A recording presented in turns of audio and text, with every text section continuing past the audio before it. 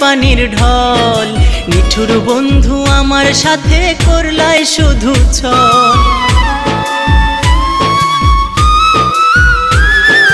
জোয়ার কালে শুকনা গাঙে নামে পানির ঢল। নিঠুর বন্ধু আমার সাথে করলাই শুধু ছল।